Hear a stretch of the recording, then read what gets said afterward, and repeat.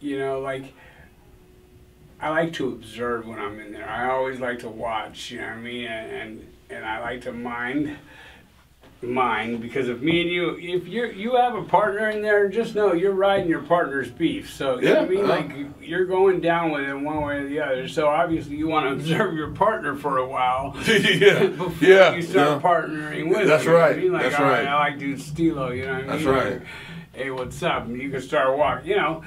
And you never do want to be alone, obviously. I mean, we're people that are built to want to have company, you know what I mean? But, like, to choose your company in there, I always went for the most retarded ones, you know what I mean? Like, because I was joining them. Let's get stupid, you know? Like, and that was, what did that get me? You know what I mean? It just got me time on top of time, you know?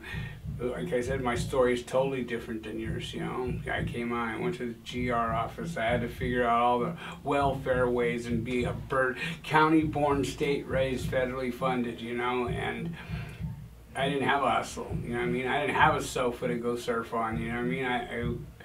I went and found Large Marge at the local bar, you know what I mean, told her how hot she was, and you know what I mean, that was my spot for the night, you know? Yeah. Sorry it doesn't work when I drink more than 2 beers, you know?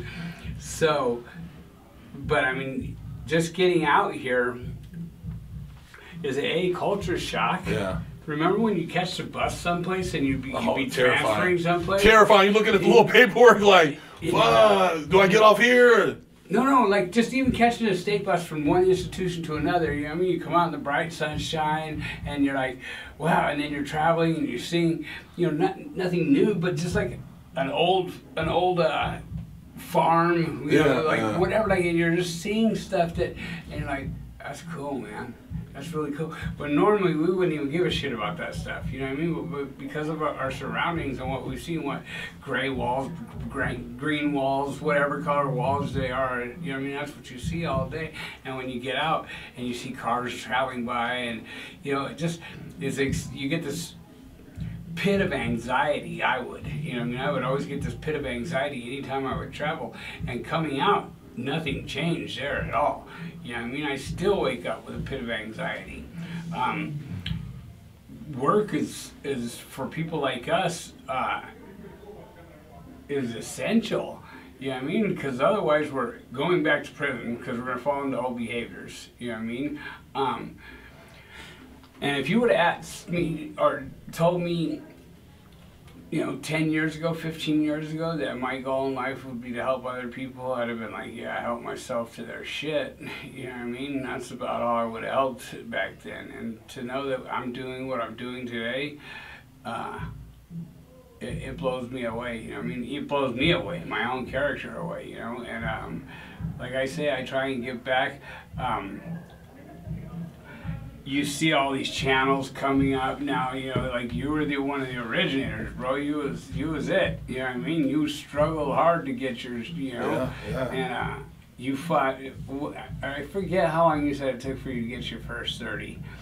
It took a long time. I mean, when we first started, I mean, it was months, and I'm thinking like, man, you know, trying to figure out how to bring this about, you know, and I know me and you had already knew each other for a while. And then eventually I'm like, hey man, you should come on the show to tell your story so people can see a different perspective because, you know, they need to hear from somebody else's mouth besides mine. And, you know, creating this forum like Q&A, answering emails, giving people insight. Because, you know, when you see Locked Up San Quentin, Locked Up Rikers, Locked Up, and people talking, oh man, woo woo, wop wop, and the guards and the dudes in the room and he's talking, blah, blah, blah. That same dude on the street, you drive right past me like, damn, he just got it. Like, he, you know, it's a totally different picture. You know, the dude is like, there's nobody cares about that.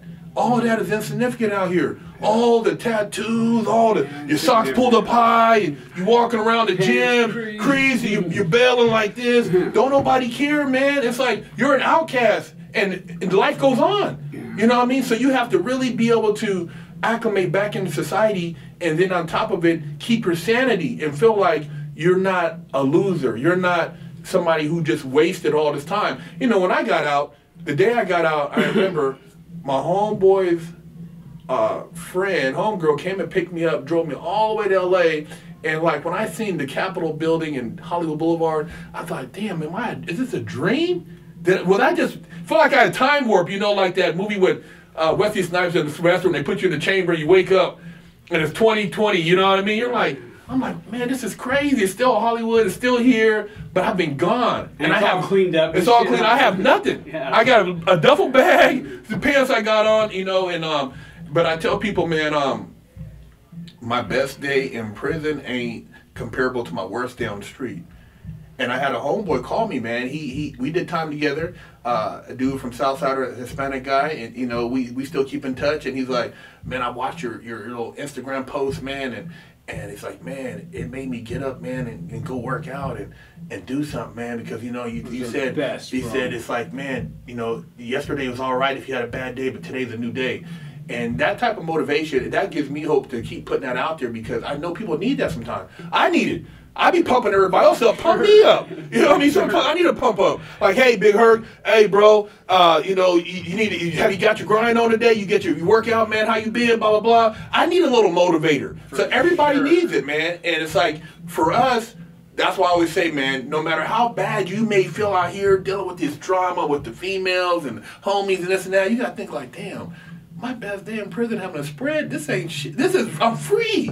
I'm out. I have options. Beautiful. You have nobody looking your ass crack. Nobody telling you to stand up for count. Nobody telling you to lock it down. I mean, fuck, dude. This is like, I think about it, and I'm just grateful, man. I'm so grateful. And, word right there, you know, able to conversate like this and just appreciate life. Key word, grateful, man. Gratitude, you know, like, I'm gratitude that I'm in a room when I'm not getting jumped. You know, but you know what I mean? Like, this would not go on. You know, I just told you I'm getting ready to interview a white Crip, you know, from Texas. And he got that Texas slang, and you know what I mean? Like, and I thought I was talking to a black man when I talked to him because of how he sounded. You know what I mean? he goes, so you know, I'm a white Crip, and I'm like, he's white? Because sometimes the voice, you know, like, I'm like, oh, damn. I'm like, yeah, sure, let's get all perspectives, you know what I mean? Like, because he goes, yeah, I know inside, you know, we be trying to kill each other and all this and that. And I'm like, well, you know, good thing we're not inside today, my boy, you know what I mean? And we never have to go be inside again. And that's the one right there. That's a big pill to swallow. You know what I mean? I never have to return to prison. You never have to, man. It's a choice, and the people who think that going there makes you somebody, they're full of shit. You know what I mean? Can't wait to get there. Yeah, yeah. Seriously, some of these kids can't wait to fucking get there. Excuse my language, but they can't wait. Like, it's a badge of honor for their neighborhood. For a neighborhood that doesn't give a shit about them. You know what I mean? They can't wait to get there. And you can't tell those kids right there nothing. No. You know what I mean? People ask me all the time, what would you say? I can't tell them nothing. They have to have their experience. Yeah. And guess what? Promise. 90% of them end up on an SNY yard. You know what I mean? They couldn't wait to get there. Yeah, yeah. They fucked up, and now they're on an SNY yard. You know what I mean? Their prison career is over. Yeah. And their name's no good on the streets anymore either. So it's just like, people have no idea. And I get it. You're young. You're dumb. You know what I mean? Like, you want to belong. You want to, you know what I mean? You want to feel some kind of bond or loyalty or whatever, you know. This is where the real bonding and loyalty is out here, you know, doing the fucking grind and fucking hooking up with your friends when you can. And, you know, like you said, hustle. You know what I mean? We don't hang out all the time, but when we see each other, it's just like we've seen each other. We just pick up, you know what I mean, where we are, you know. At your birthday, you know, we had that nice spread. And, you know what I mean? Did it up over there. I met a bunch of your people. You know, your manager, and I forget your big boy's name that you did all the time with, but oh yeah, Big Rube. Yeah, I mean, super nice people, man. I mean, you couldn't tell that by mannerism, you couldn't tell that it was a bunch of convicts. Yeah, yeah. You know what I mean? You couldn't tell, you know. And except for me, I got tattoos everywhere, so I'm just sort of. But you know what though, that right there to me is like, you know, when people, because Hollywood glamorizes it, and so you know, okay, if you want to make money off it to whatever degree, but most of those guys who are doing it have never done any of the stuff that they're singing about or acting about. So the real life guys are really probably broke, living somewhere in some month-to-month hotel, you know. But on the reality side of it, man, I tell people, man, it's the squares who are winning. They're the ones who are running the game. You know, the square guy who was out here, who maybe wasn't getting laid or doing whatever, but he took the time, built the corporation, built the business. Now he's got people in his pocket. He's doing his thing, and he's winning. So it's like he's the real G. Right. You're not a G because you did all this because you already have, now you have all these things against you. All these, you know, you can't pack it, you can't carry a gun, yeah. you know, all these different things, man. And if you do something to somebody, you're already, you notice like whenever they shoot somebody, like whether it's, you know, through whatever misconduct they said in the neighborhood, but they said, well, he had a record. How? You didn't know that when you shot him. Yeah. And so it's after the fact, so your character's assassinated.